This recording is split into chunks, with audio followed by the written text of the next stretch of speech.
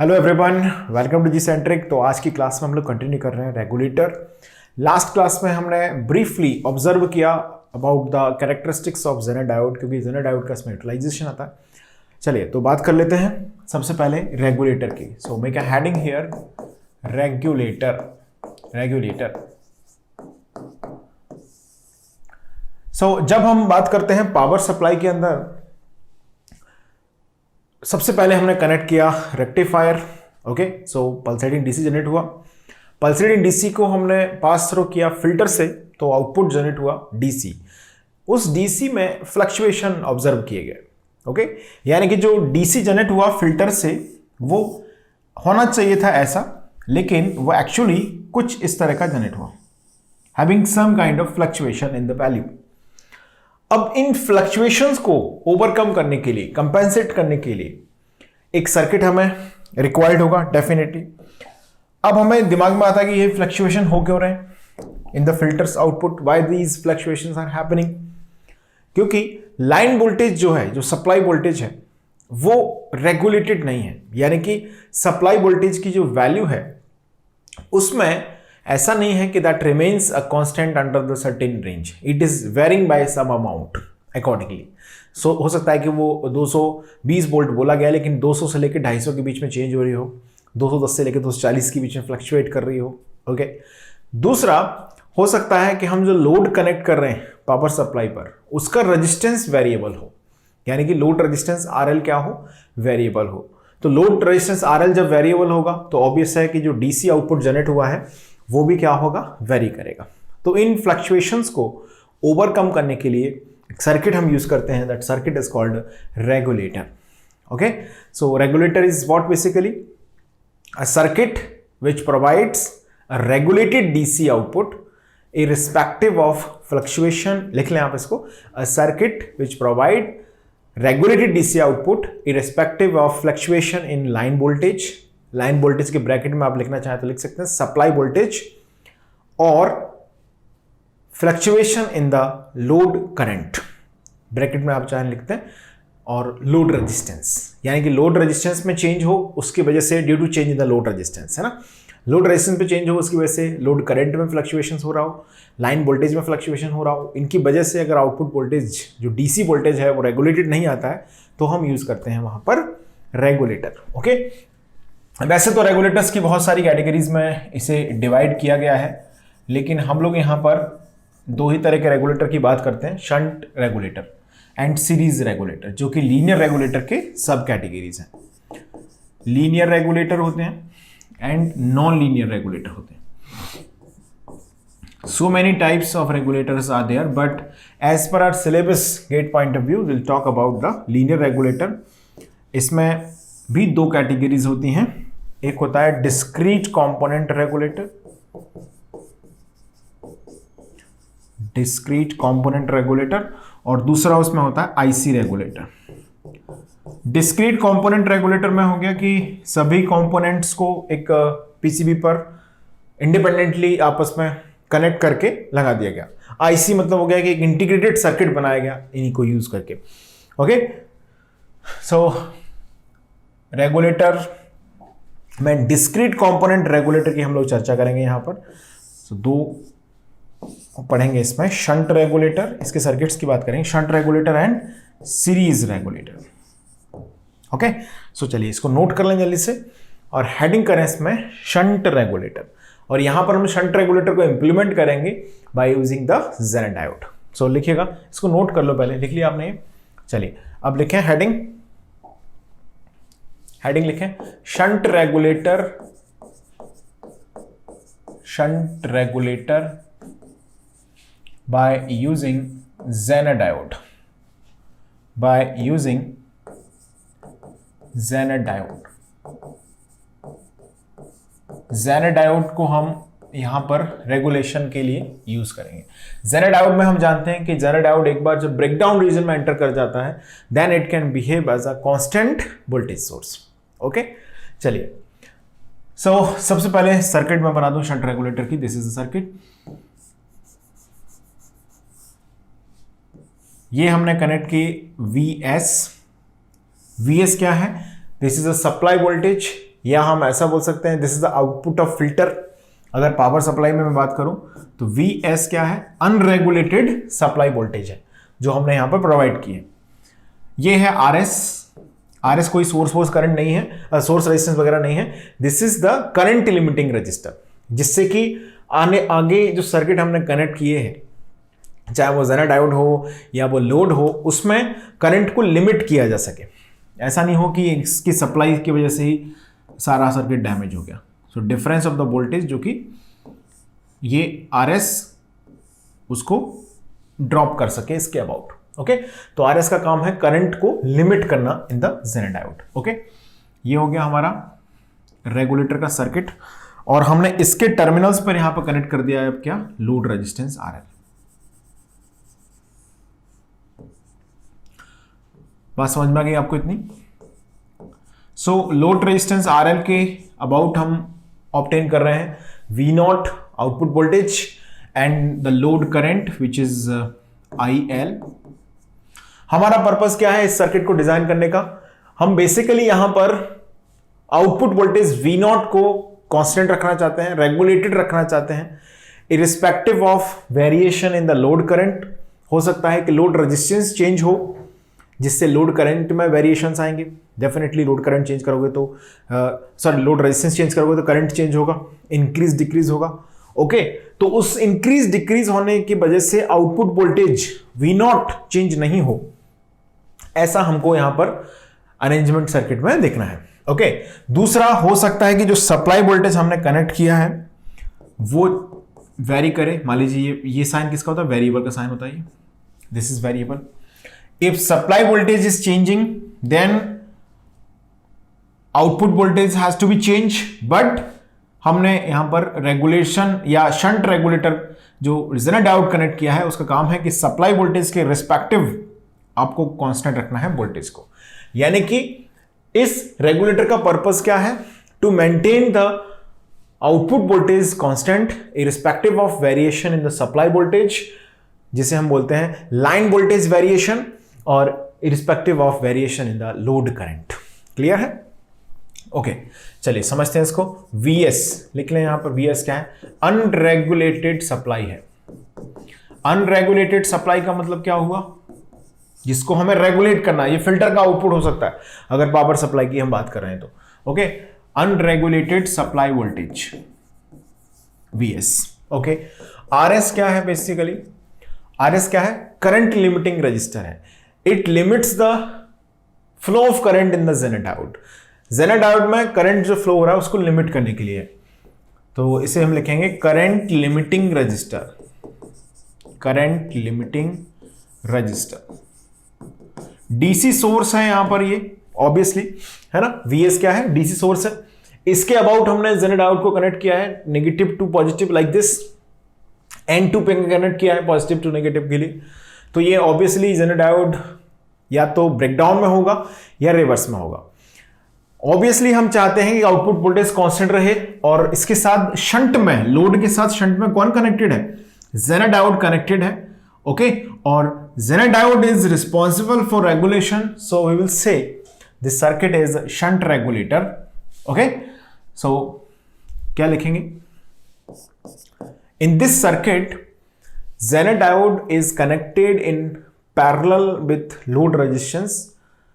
Okay, and here zener diode is responsible for regulation. Okay, so इसे हम बोलते हैं zener diode shunt regulator circuit. Okay, अब समझते हैं जरा सर्किट में हमारे पास क्या क्या वैल्यूज हमारे पास इंपॉर्टेंट है जानना। सबसे पहली बात, हमारा पर्पस रहेगा कि जो जेनर डायोड है वो ब्रेकडाउन रीजन में वर्क करें। तो फ्रॉम सर्किट हमारे पास क्या क्या ऑब्जर्वेशन देखिएगा। फ्रॉम सर्किट से हम क्या क्या डेटा कंसीडर कर सकते हैं, समझें जरा ध्यान से। सबसे पहली चीज, करंट जा रहा है यहां से IS। इस ब्रांच का करंट हमने क्या मान लिया, यहां से फ्लो हो रहा है IS current. Okay, IS current का एक पार्ट जा रहा है जेनर डायोड में, जेनर करंट, इसको हम बोल सकते हैं IZ। ओके, और यहां पर एक पार्ट जा रहा है इधर, यानी कि हम ये बोल सकते हैं कि जो IS यानी कि जो टोटल करंट है, जो अनरेगुलेटेड सप्लाई वोल्टेज का करंट है वो क्या है, बेसिकली दो पार्ट में डिवाइड हो रहा है, I Z plus I L. Okay, और जेनर डायोड में जो वोल्टेज ड्रॉप होगा उससे हमने प्लस माइनस ऑब्वियसली इस तरह से ड्रॉप होगा, वी जेड कंसिडर किया, प्लस माइनस वी जेड। तो यहां का वोल्टेज अगर हमने रखा 0 है तो यहां पे क्या होगा, वोल्टेज प्लस वी जेड हो जाएगा। पोटेंशियल डिफरेंस कितना है, प्लस माइनस वी जेड है, यहां 0 है तो यहां पे वी जेड होगा। तो क्या मैं आई एस की वैल्यू को यहां से लिख सकता हूं, yes I can write here I S is equal to this V S minus V Z upon R S, V S minus V Z upon R S. Okay, एक चीज और हम यहां पर सर्किट से बोल सकते हैं कि जेनर डायोड में जो वोल्टेज ड्रॉप होगा वही वोल्टेज आउटपुट वोल्टेज है। देख सकते हैं आप पैरेलल में कनेक्टेड है डेफिनेटली। तो हम ये बोल सकते हैं यहां पर कि जो V0 है वही क्या है, VZ है। सिंस हमारा पर्पस यहां पर क्या है, to maintain the V0 constant, यानी कि आउटपुट वोल्टेज को हमें क्या रखना है, रेगुलेटेड रखना है। क्लियर है? तो to maintain the output voltage V0 constant we must have to be maintain Zener diode voltage such that it remains constant. Okay, यानी कि हमें Zener diode के वोल्टेज को क्या करना पड़ेगा, फिक्स करना पड़ेगा, जिससे कि आउटपुट वोल्टेज V0 फिक्स हो जाए। हम जानते हैं कि Zener diode का वोल्टेज फिक्स होने का मतलब है Zener diode must be in the breakdown region। तो लिखेंगे इसमें, लिखेगा इसमें एक पॉइंट लिखेगा आप यहां पर, टू मेंटेन, इतना नोट कर लो पहले, ये सर्किट लिख लो, ये लिख लो सब, इसमें एक पॉइंट लिखो, to maintain output voltage constant, to maintain output voltage constant Zener diode voltage must be remains constant, hence Zener diode has to be operate under breakdown region. Clear है? तो ये Zener diode यहां पर कैसे work करना चाहिए, breakdown region में work करना चाहिए। अब नेक्स्ट पॉइंट ऐड करेंगे, to operate Zener diode in breakdown region IZ, जो हमने Zener करंट डिफाइन किया है यहां पर, वो क्या होना चाहिए, मस्ट बी ग्रेटर देन और इक्वल टू IZ मिनिमम। ये बात समझ में आ रही है आपको? IZ की वैल्यू क्या होना चाहिए, greater than and equal to होना चाहिए IZ मिनिमम। मतलब कहने का यह है कि Zener डायोड ब्रेकडाउन में रहे, इसके लिए इसके अंदर जो करंट फ्लो हो रहा है उसकी वैल्यू एटलीस्ट नी करंट के इक्वल होना चाहिए। IZ मिनिमम क्या डिफाइन करता है, नी करंट डिफाइन करता है, या फिर उससे ज्यादा होना चाहिए। इससे कम करंट हम अफोर्ड नहीं कर सकते, क्योंकि इससे कम करंट किया आपने तो डायोड ब्रेकडाउन में नहीं रहेगा, रिवर्स बाइस में आ जाएगा, तो आउटपुट वोल्टेज V0 फ्लक्चुएट होना शुरू हो जाएगा। अब यहां से हमारे पास कंडीशंस ऑब्टेन होंगी, देखिएगा। तो हमें एक चीज समझ में आ गई कि भाई जो जेनर करंट है उसकी वैल्यू या तो ये हो या इससे ज्यादा हो। क्लियर हो गई इतनी बात? तो क्या हम यहां से कुछ सप्लाई वोल्टेज के बारे में भी बोल सकते हैं? पहले इसको लिख लिया आपने, चलो मैं थोड़ा सा ऊपर कर रहा हूं इसको। अब हम बोल सकते हैं कि मिनिमम सप्लाई करंट जो IS आ रहा है वो क्या होना चाहिए, वो होना चाहिए at least IS must be greater than और equal to this IZ minimum plus I load. ये है मिनिमम रिक्वायर्ड करंट। अगर इससे कम सप्लाई करंट हमने प्रोवाइड किया, समझ रहे हो? अब लोड करंट कुछ भी हो सकता है, load current could be 0 if load is disconnected, okay, load current could be maximum if load impedance is minimum. समझ पा रहे हैं? तो लोड रेजिस्टेंस को इंक्रीज डिक्रीज करके IL को हम चेंज कर सकते हैं। तो डेफिनेटली IS हमारे पास इतना होना चाहिए। इस इक्वेशन को सॉल्व करके जरा लिखते हैं। तो यहां से VS को मैं देखो क्या लिख सकता हूं, इसको इधर भेजा IS RS प्लस VZ। तो मैं क्या ऐसा बोल सकता हूं, मिनिमम सप्लाई वोल्टेज कितना होना चाहिए, VS होना चाहिए IS RS प्लस VZ होगा, VS इक्वल टू, तो होना चाहिए greater than and equal to this IZ minimum, जो कि क्या हो गया, IS की मिनिमम वैल्यू होगी, IZ minimum plus IL into RS plus VZ। ये बात आपको समझ में आनी चाहिए, दोनों बातें। क्या ये बात समझ में आ रही है, क्लियर हो रही है सभी को? ये दोनों पॉइंट्स क्या हैं, इन बातों का मतलब ये क्राइटेरिया कौन पूरा करेगा? ये क्राइटेरिया देखो, जेनर डायोड कोई ऐसी चमत्कारिक चीज नहीं है कि आपने कनेक्ट कर दिया जेनर डायोड और हमें अब चिंता करने की जरूरत नहीं है, सप्लाई वोल्टेज कुछ भी होता रहे, ये आउटपुट वोल्टेज बना रहेगा, ऐसा नहीं होगा। आपको एक मिनिमम सप्लाई वोल्टेज देना पड़ेगा। तो आपसे कोई पूछे कि मिनिमम सप्लाई वोल्टेज वो क्या हो, तो हम जानते हैं कि जेनर डायोड को नी करंट दे दो आप, ठीक है, उससे ज्यादा करंट नहीं देना, मत दो। बाकी करंट कहां भेज दो? लोड करंट को भेज दो, लोड रेजिस्टेंस को भेज दो, तो आपका आउटपुट वोल्टेज जो है वो क्या बना रहेगा? रेगुलेटेड बना रहेगा। यानी कि ये क्या है? ये कंडीशन किसकी होगी? For regulated output voltage. समझिएगा जरा ध्यान से, देखिए आउटपुट वोल्टेज रेगुलेटेड रहे उसके लिए जरूरी है कि जो जेनर डायोड है उसको नी करंट मिले। जब नी करंट उसको मिलेगा तो वो ब्रेकडाउन में रहेगा, ब्रेकडाउन में रहेगा तो Vz इक्वल टू क्या रहेगा? फिक्स्ड वोल्ट रहेगा, और Vz अगर फिक्स्ड है तो V0 भी क्या रहेगा? फिक्स रहेगा। हमारा कुल मिला के पर्पज ये है कि जेनर डायोड को इतना करंट आप देते रहें कि वो क्या करता रहे? ब्रेकडाउन में बना रहे। ठीक है, तो हमने बोला कि IS कितना होना चाहिए? IZ मिनिमम प्लस IL होना चाहिए। अब मैं इसमें सिचुएशन देकर थोड़ा सा आपको और रिलेट करता हूं, समझ लें ध्यान से, आसान चीजें समझ में आ गई होगी।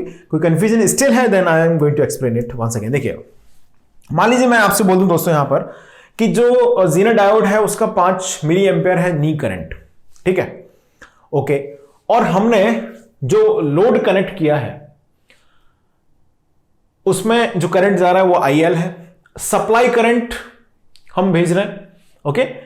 If load current is 1 milli ampere then what should be the supply current so that this output voltage V0 remains constant?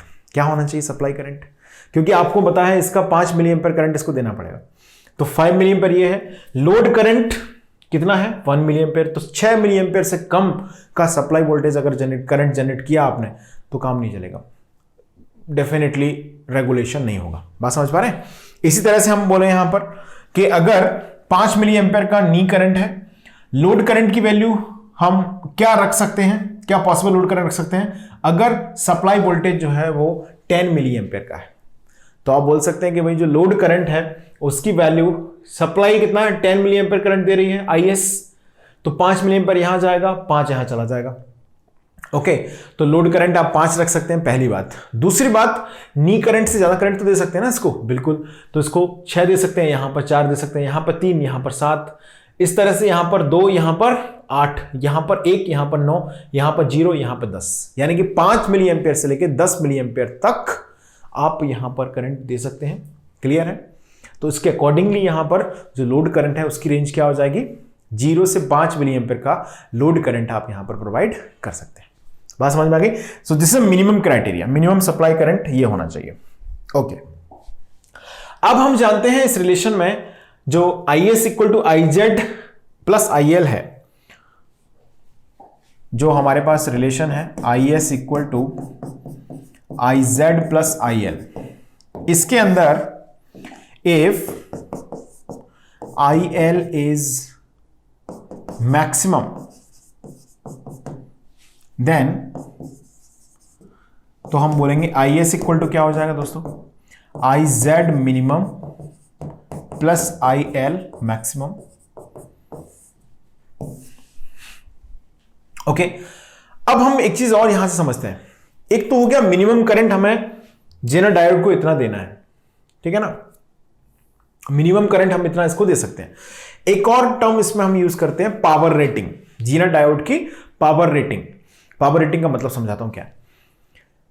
जैसे आपने जेनर डायोड को बोला कि कोई जेनर डायोड है जिसका 5 मिली एम्पियर मिनिमम करंट है, ओके, और वो कांस्टेंट वोल्टेज प्रोवाइड करता है, आप चाहो तो रफ में इसको लिख लेना, कांस्टेंट वोल्टेज वो प्रोवाइड करता है 5 वोल्ट का, ठीक है, और मैक्सिमम पावर जो जेनर डायोड हैंडल कर सकता है, मतलब उससे ज्यादा पावर अगर दे दिया आपने तो जेनर डायोड को ऐसे थोड़ी कि गॉड गिफ्ट है उसके पास कभी बर्न नहीं होगा, वो डैमेज हो सकता है। मान लीजिए वो मैंने आपको बोला कि वो 50 वॉट है, 5 वॉट से ज्यादा की पावर आपने दी तो वो जेनर डायोड डैमेज हो जाएगा, ठीक है। और आपने Vz इसको कितना दिया हुआ है?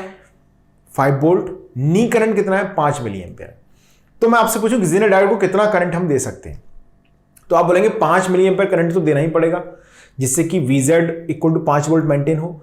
मैक्सिमम करंट हम कितना दे सकते हैं, ये डिफाइन करेगा कौन, उसकी पावर रेटिंग, क्योंकि 50 वॉट की पावर रेटिंग है। क्लियर है? तो power P equal to V into I. V कितना है, 5 वोल्ट है, तो I कितना आ जाएगा यहां से, मिली वॉट ले लो, 50 मिली वॉट ले लो, तो करंट कितना आ जाएगा, 10 मिली एम्पेयर आ जाएगा। यानी कि मिनिमम करंट इसको हम दे सकते हैं 5 मिली एम्पेयर और मैक्सिमम करंट 10 मिली एम्पेयर। उससे ज्यादा करंट दिया तो ये जेनर डायोड क्या हो जाएगा, डैमेज हो जाएगा। समझिएगा। एक और पॉइंट इसमें ऐड करते हैं हम,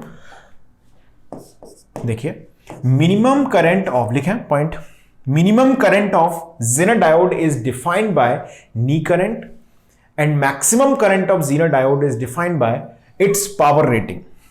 Okay, तो क्या लिखेंगे, IZ max is defined by its power rating.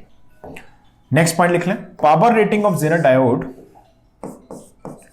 PZ max equal to होता है VZ into IZ max। अब ये चीज आपको पावर रेटिंग का जो कॉन्सेप्ट है ना, वो जब हम क्वेश्चंस करेंगे तब ज्यादा आपको समझ में आएगा। ठीक है, तो जेनर का करंट जब मैक्सिमम है तो लोड करंट इस तरह से होना चाहिए, मिनिमम होना चाहिए, जिससे कि वो रेगुलेटेड बना रहे। बात समझ में आ गई? ओके, अब जरा समझ लेते हैं किस तरह से ये रेगुलेशन यहां पर परफॉर्म करेगा। इसको नोट कर लें, this is the power rating of zener diode. एक पॉइंट चाहो तो लिख दें, power rating of the zener diode is defined by its maximum amount of current and its breakdown region is defined by its minimum current called knee current. Okay, तो Jenner diode में देखो यहां पर जब Vs वेरी करेगा तो obvious है कि Is वेरी करेगा।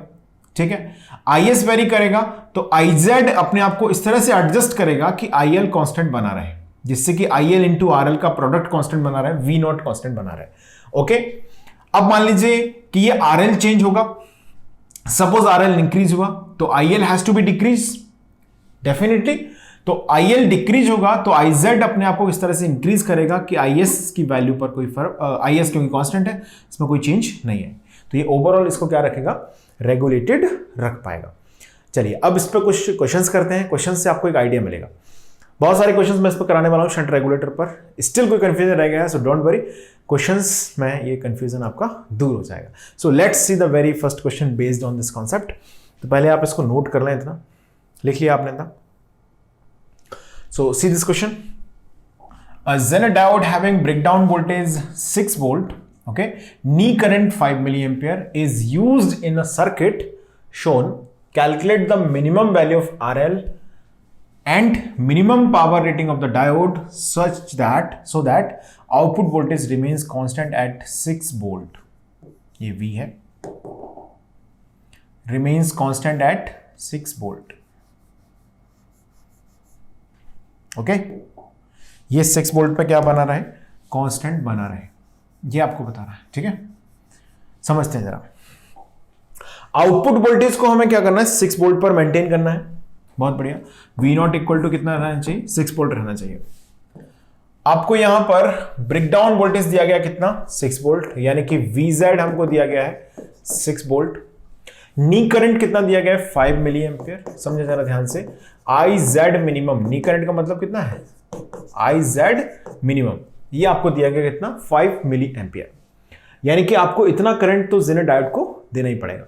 Okay, minimum value of RL, आपको लोड रेजिस्टेंस की वैल्यू बतानी है पहली चीज, और minimum power rating of the diode आपको बतानी है, जिससे कि आउटपुट 6 वोल्ट पर बना रहे। क्लियर है सभी को? समझते हैं जरा ध्यान से। देखिए VZ यहां पर अगर 6 वोल्ट रहेगा तभी आउटपुट 6 वोल्ट पर रहेगा, बिल्कुल सही है, पैरेलल में कनेक्टेड है दोनों, डेफिनेटली ये बात तो समझ में आ गई हमको।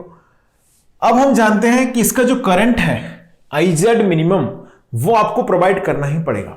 यानी कि यहां पर जो करंट जा रहा है IZ, वो अगर हमें ज्यादा देना हो तो वो मैक्सिमम की जो रेंज है वो डिफाइन होगी किससे, पावर रेटिंग से, और एटलीस्ट कितना प्रोवाइड करना है वो डिफाइन करता है नी करंट, IZ मिनिमम। इससे कम करंट दोगे तो जेनर डायोड जो है वो 6 वोल्ट की बैटरी नहीं रहेगा। क्लियर? तो देखो अब यहां से सोर्स करंट कितना मिल रहा है, पहले हम ये निकाल लेते हैं। यहां से जो आई एस करंट आ रहा है ना, उसकी वैल्यू कितनी आ रही है देखो जरा। आई एस इक्वल टू होगा वी एस, जो कि यहां पर दिया गया है 10 volt plus minus 10, we S minus V Z divided by R S, ये होता है आई एस। तो आई एस कितना आ गया देखो, वी एस कितना है 10, वी जेड कितना है 6 वोल्ट, ओके, आर एस कितना है 50।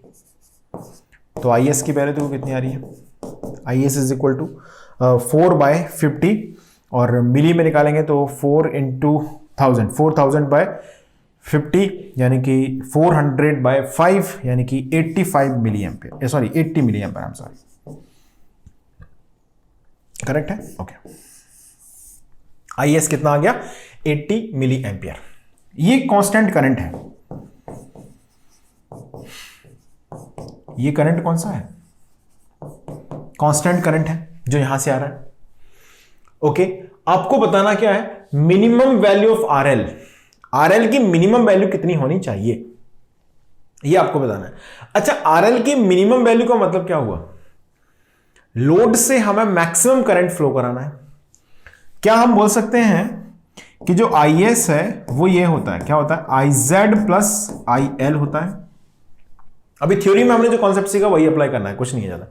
देखो आपसे बोला है कि आरएल मिनिमम होना चाहिए, मतलब कहने का ये है कि जो लोड है उसका करंट मैक्सिमम होना चाहिए, ऐसे बोला गया है, ओके। तो ऑब्वियसली जब लोड करंट मैक्सिमम होगा और आई एस कांस्टेंट है, तो हम जो नी करंट है उसको ही यहां पर अप्लाई करेंगे। तो आई जेड को हम क्या रखेंगे, मिनिमम वैल्यू पर रखेंगे, ओके। चलिए, तो अब हमें यहां से क्या मिल जाएगा, आई एल मैक्सिमम मिल जाएगा। मैक्सिमम करंट की जो वैल्यू होगी उसी के अंदर तो आरएल होगा, समझ रहे हैं। चलिए, तो अब यहां से आई एस की वैल्यू कितनी है देखो 80 equal to I Z minimum कितना है 5 प्लस आई एल मैक्स। तो आई एल मैक्स कितना आ गया, आई एल मैक्स आ गया 75 मिली एम्पियर। मेरी बात समझिएगा ध्यान से, ये वर्चुअली भी हम इस क्वेश्चन को सॉल्व कर सकते थे। जैसे हमने ये वैल्यू निकाली ना 80 मिली एम्पियर, तो थोड़ा सा दिमाग के पर्दे खोल के सोचें, तो हम चाहते हैं कि मिनिमम आरएल कितना हो, उसके लिए डेफिनेटली करंट की वैल्यू क्या होगी, मैक्सिमम होगी। तो बस जेनेट डायोड को उतना करंट दो जिसने में ये ऑन बना रहे, तो वो करंट कौन सा है, आई जेड मिनिमम, यानी कि 80 मिली एम्पियर में से सिर्फ 5 मिली एम्पियर जेनेट डायोड को दे दो, बाकी करंट किसको भेज दो, लोड को भेज दो। तो लोड का मैक्सिमम करंट हो गया ये आई एल मैक्स, ठीक है। अब हमें क्या पूछा है, आर एल मिनिमम। तो आर एल मिनिमम का फॉर्मूला क्या होगा, वी नॉट, जो कि कांस्टेंट रखना है, रिमेन्स कांस्टेंट है ना, divided by I L max. कितना आएगा देखो, R L minimum equal to आएगा V naught 6 upon this 75 milli ampere, okay. V naught volt में है तो ऊपर चला जाएगा तो ये हो जाएगा किलो ओम, 6/75 किलो ओम, ये है इसकी मिनिमम वैल्यू, ओके। यानी कि 6/75 से जो आरएल है वो क्या होना चाहिए, ज्यादा होना चाहिए, या फिर एटलीस्ट 6/75 होना चाहिए। दिस इज आरएल मिनिमम मिल गया, क्लियर है। चलिए, अब हमें एक पार्ट और इसमें पूछा गया है, क्वेश्चन सुना ध्यान से, minimum power rating of the diode. तो इसके सॉल्यूशन को लिखने से पहले एक नोट लिख लो, पहले इसको नोट कर लो, इतना सॉल्यूशन लिख लिया आपने, पहले इस सॉल्यूशन को नोट कर लें, ध्यान से समझ लें इसको। अब फिर एक नोट लिखें, then I will solve this minimum. Note, power rating of zener diode, जिसको हम बोलते हैं पी जेड मैक्स। कैसे डिफाइन करते हैं, V Z, V of the zener diode into I Z max, ऐसे डिफाइन करते हैं। यानी कि इससे मैक्सिमम कितना करंट हम फ्लो कर सकते हैं, ये डिफाइन करते हैं। अब मिनिमम पावर रेटिंग वर्ड का मतलब क्या होगा, देखो आपसे क्या पूछा है, and minimum power rating of the diode. देखिए जब आप मान लीजिए आप मार्केट गए डायोड खरीदने के लिए और आपको मैंने एक सर्किट ही बता रखा है कि इस सर्किट के हिसाब से डायोड खरीद के लेके आओ, तो आपको मिनिमम पावर रेटिंग का मतलब हुआ कि कम से कम कितनी पावर रेटिंग का जेनर डायोड खरीद लेना चाहिए जिससे कि वो इस सर्किट में काम कर सके। यही मतलब है इस बात का। मिनिमम पावर रेटिंग का मतलब ये नहीं होता कि मिनिमम पावर कंज्यूम करने वाला डायोड, नहीं नहीं, आपको एटलीस्ट कितनी पावर रेटिंग का जेनर डायोड खरीदना चाहिए। वो हमको पता कैसे चलेगा? वो हमको पता चलेगा इसके अंदर जेनर डायोड में मैक्सिमम कितनी पावर डिसिपेशन अभी हो सकती है। कब मैक्सिमम पावर डिसिपेशन होगी जरा समझना। हमने देखा कि सोर्स करंट आ रहा 80 मिली एम्पीयर का कांस्टेंट करंट धड़ाधड़ यहां से चला रहा है सोर्स से, ठीक है। उसमें से अभी हमने देखा कि जब लोड करंट मैक्सिमम था तो 75 मिली एम्पीयर इधर चला गया, ओके, 5 मिली एम्पीयर इसको मिला। तो डायोड में पावर डिसिपेशन कितना हुआ? 6 वोल्ट का सोर्स है और 6 वोल्ट का वोल्टेज यहां पर ड्रॉप हो रहा है 6 वोल्ट और 5 मिली एम्पीयर करंट आ रहा है, यानी कि 30 मिली वॉट का पावर डिसिपेशन हो रहा है जब यहां पर 75 मिली एम्पीयर करंट जा रहा है, ओके। अब हो सकता है कि ये लोड रेजिस्टेंस चेंज करते करते हम ऐसा करें कि इसमें करंट अब 70 मिली एम्पीयर रह जाए, तो बाकी करंट बचा हुआ करंट कहां पर जाएगा? जेनर डायोड से जाएगा।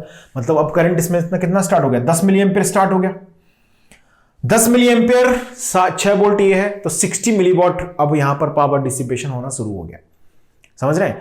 अब हमने इस करंट को और कम किया, लोड करंट को मिनिमम करते करते मान लीजिए मैं 0 कर दूं, यहां से हटा ही दूं लोड को, तो लोड करंट हो जाएगा 0।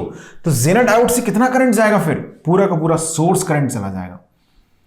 तो वो क्या होगा? जेनर डायोड का मैक्सिमम करंट होगा जो कि कितना होगा? 80 मिली एम्पीयर। जब इसके अंदर 80 मिली एम्पीयर करंट फ्लो होगा तो इसमें 6 वोल्ट का ड्रॉप हो रहा है, तो पावर डिसिपेशन कितना होगा? 48 480 मिली वॉट का। मतलब यहां पर अगर हमें कोई जेनर डायोड बाजार से खरीद के लगाना है तो वो कम से कम 400 मिली वॉट पावर रेटिंग का होना चाहिए। तो पावर रेटिंग होनी चाहिए इसकी 480 मिली वॉट। अब आप बाजार में जाएंगे और उनसे बोलेंगे कि ऐसा जेनर डायोड हमको दो जिसकी पावर रेटिंग कम से कम 480 मिली वॉट हो। 500 मिली वॉट का दे दें? हाँ दे सकते हैं। 470 का दे दें? नहीं जल जाएगा, क्योंकि जब करंट आप हटा देंगे यहां से तो पूरा 80 मिली एम्पीयर करंट इसमें से फ्लो हो जाएगा, 480 मिली वॉट का पावर डिसिपेशन होगा, बर्न हो जाएगा डायोड। समझिए बात को? तो देखिए मिनिमम पावर रेटिंग का मतलब मैं बताना चाह रहा था। देखो यहां पर minimum power rating zener diode selection means, कैसे लिखेंगे? Minimum power rating zener diode selection means maximum power dissipation amount in the zener diode. Clear है? तो अब हमें देखना है यहां से कि जो सोर्स करंट है जो 80 मिली एम्पीयर है उसमें से मैक्सिमम करंट जेनर डायोड को मिले और मिनिमम करंट लोड को मिले, IL मिनिमम। तो लोड को देने वाला मिनिमम करंट हम कितना कर सकते हैं? 0 हो सकता है, बिल्कुल हो सकता है, कोई पाबंदी नहीं है। IL मिनिमम कितना हो सकता है? 0। लोड करंट जब 0 होगा दोस्तों, ये पार्ट हमने क्या कर दिया? 0 कर दिया, तो IZ मैक्स कितना आ जाएगा? 80 मिली एम्पीयर आएगा। हेंस PZ मैक्स कितना आएगा? VZ into IZ max. VZ की वैल्यू कितनी है? 6 वोल्ट। तो PZ मैक्स यहां से आ जाएगा आपके पास 6 into this 80 milli ampere, 6 volt into, तो आएगा दोस्तों 480 मिली वॉट। इसको नोट कर लें इतना, और एक पॉइंट लिखें जो मैं बोल रहा हूं। लिख लिया आपने यहां तक? ये कैलकुलेशन लिख ली? सो लिखेगा, we have to select a zener diode which have at least 4 milliwatt power handling capability. Hence, minimum power rating for this circuit is 480 milliwatt. यानी कि आपको ऐसा जेनर डायोड सेलेक्ट करना चाहिए यहां पर जो एटलीस्ट 480 मिलीवॉट की पावर को हैंडल कर सके या उससे ज्यादा कर सके। इससे कम पावर हैंडलिंग का जेनर डायोड यहां पर काम नहीं कर पाएगा। ओके, चलिए, तो इसके शंट रेगुलेटर के क्वेश्चंस आगे कंटिन्यू रहेंगे नेक्स्ट क्लास में। Thank you.